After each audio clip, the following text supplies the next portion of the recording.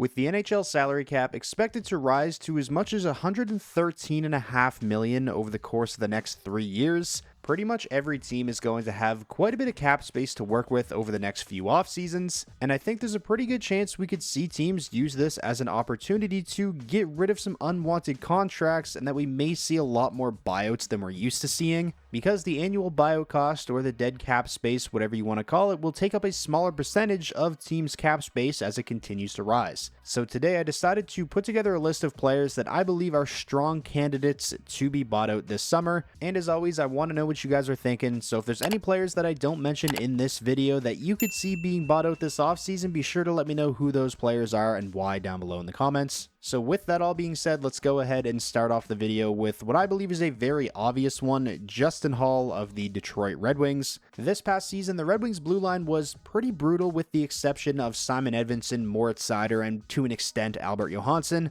I definitely think there's a lot of work that needs to be done to the Red Wings blue line if they want to finally take that next step and get back to the playoffs. And yet, when you look at all the defensemen who are under contract heading into next season, the only pending UFAs that they have are Jeff Petrie and William Lagesson. So there's still a bit of a logjam back there, and let's be real, Justin Hall, for the most part, throughout his tenure with the Red Wings, has been bad. So I would honestly be pretty surprised to see him back on the Red Wings next season.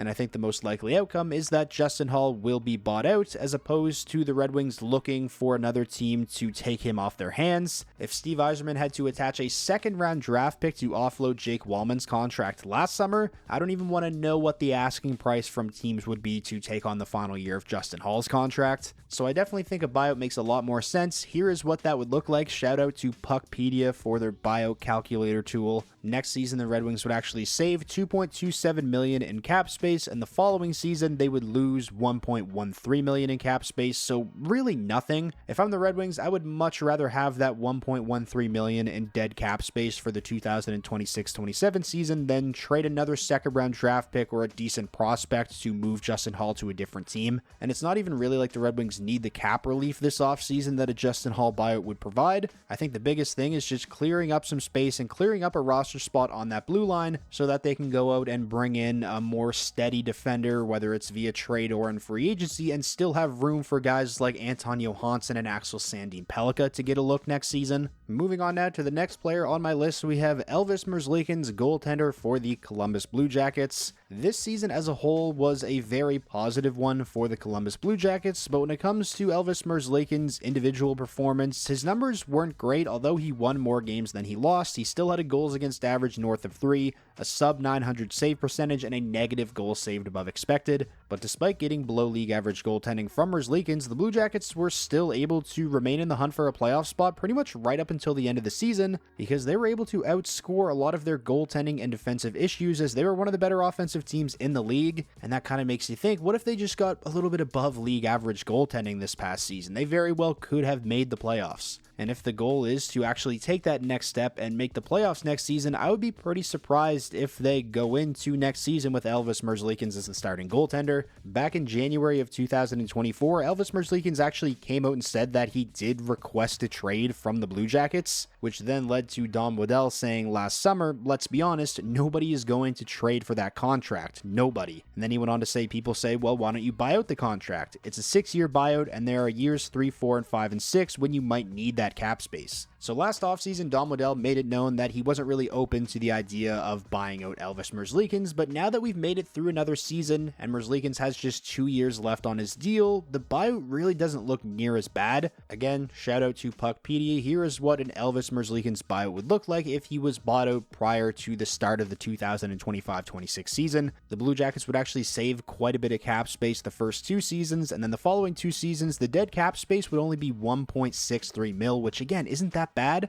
especially with the salary cap set to rise as much as it's going to over the next few years. And it is worth noting that when Don Waddell made the comments last summer that buying out Elvis wasn't really an option for them, we didn't know just how much the cap was set to go up, as that news wasn't released by the NHL and the NHLPA until around late January of this year. Moving on now to the next player on my list, we have Ondrej Palat of the New Jersey Devils, who has a cap hit of $6 million a season and is signed at that number through the 2026 26-27 season. This turned out to be a pretty bad signing for the Devils, really right from the jump, but especially this past season, Palat's game fell off of a cliff. Just 28 points for the Devils in 77 games. Now, yes, he's never really been known as a big-time point producer, but even the defensive side of his game has fallen off of a cliff as well, as he's nowhere near the kind of defensive force that he was in his prime when he was one of the better two-way wingers in the entire league. He saw a significant drop in ice time this past season where he averaged less than 14 minutes per game,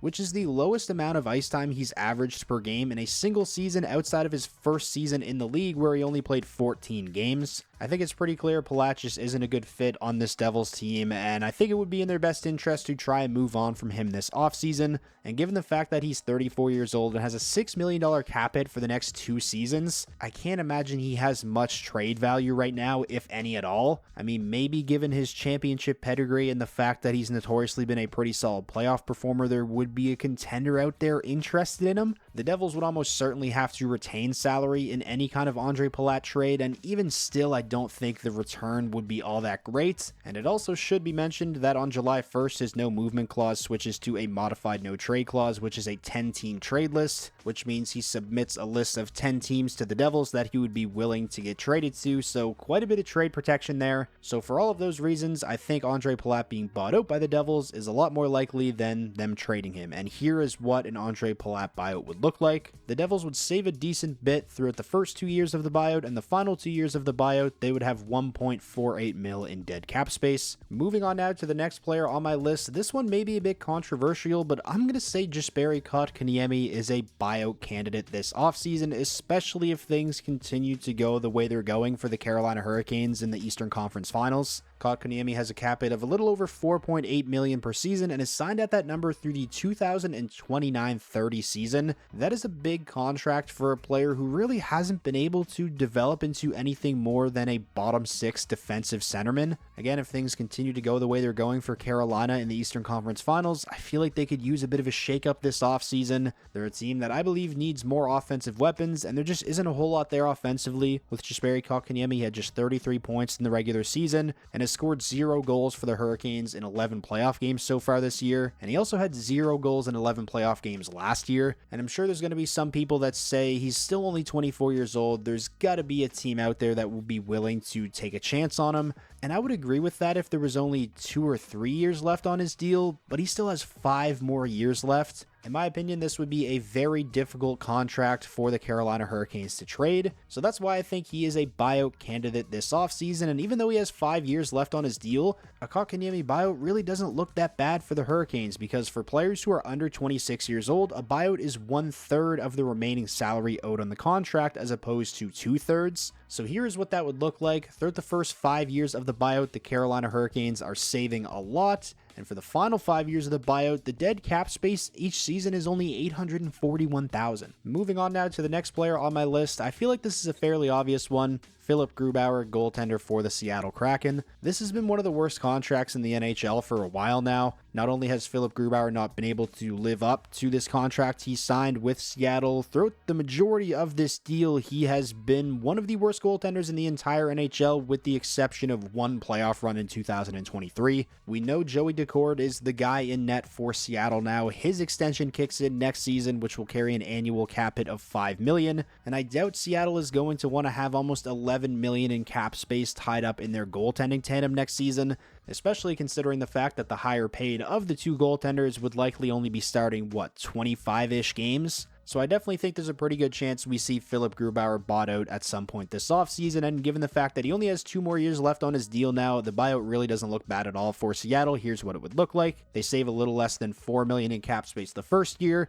around $2.82 million the second year, and the dead cap space the final 2 years of the buyout is just $1.68 million per season. So that is going to wrap up today's video. That is my list of 5 NHL players that I think are prime candidates to be bought out this summer. Like I mentioned at the beginning of the video, I always want to know what you guys are thinking, so if you feel like I missed anybody, be sure to let me know what your list would look like down below in the comments. If you made it all this way to the end of the video and you ended up enjoying yourself, please remember to leave a like. It's the best way to let me know that you enjoyed, and it does actually help out the videos a ton. And most importantly, if this was your first time checking out the channel and you want more NHL content just like this all year round, be sure to hit that subscribe button, and I will talk to you all again soon.